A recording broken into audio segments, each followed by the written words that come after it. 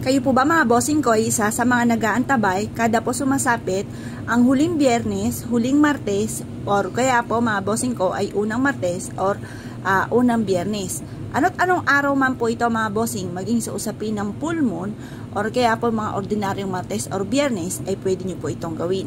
Basta kayo po ay naniniwala at kayo po ay isa sa mga maraming mga pangarap sa buhay at kayo po ay may positibong pananaw sa buhay. Kasi mga bossing ko, kung kayo po ay gagawa ng ganito at kayo po ay negatibo, hindi rin po mga bossing ko tatalab ko naman ang gagawin ninyo na pampaswerte. Or kung naman yung hangarin ninyo, nako mga bossing parang humihigit ka ng sa lungga. Para lang ito ay magkatotoo kung kayo po ay negatibo. Kaya minumungkahi ko po sa inyo mga bossing, kung kayo po ay isa sa maraming pangarap sa buhay, i-mindset nyo na kayo po ay magiging matagumpay. Kailangan nasa isipan natin mga positibo at ang mga negatibo ay iwaksin natin sa ating isipan. Ngayon, ganito po inyo pong gagawin. Kumuha po kayo ng bulak kahit isang piraso lamang. At pagkatapos, mag-wish ka na sa pamamagitan ng sipag at tiyaga pananalig sa Panginoon. Lahat ng mga pangarap ko ay matutupad. Magiging magaan ang daloy ng swerte sa akin. At makakamit ko ang aking mga matagal ng pinapangarap kagaya ng banggitin isa-isa. Halimbawa mga bossing ko, kayo ay may negosyo. Sa aking negosyo ay dito na ako magiging matagumpay. Yayaman na ako sa aking negosyo at magkakaroon ako araw-araw ng malaking benta. Ganon ang pag-wish mga bossing, walang gamit na sana, direct to the point. At alam mo sa inyong sarili, naka-mindset sa inyong isipan na kayo po ay magiging matagumpay. At kung ano man po yung mga pangarap po ninyo, ay makakamtan nyo po ito.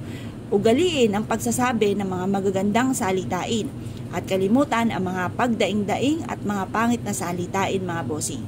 Kung naniniwala po kayo at nais nyo po mga bossing ko na mabago-bagon takbo ng pamumuhay, huwag na po kayong magpatumpik-tumpik pa. Subukan nyo po ito. Proven po ito na napakaswerte.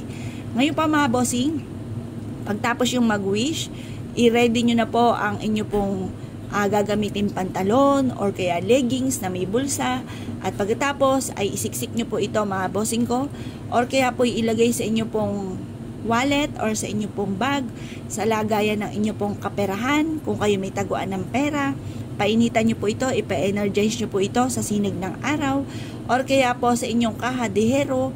At ito pa mga bossing ko, yung mawala yung mga kumapit ko na kamalasan, ipa-energize nyo sa sinag ng araw.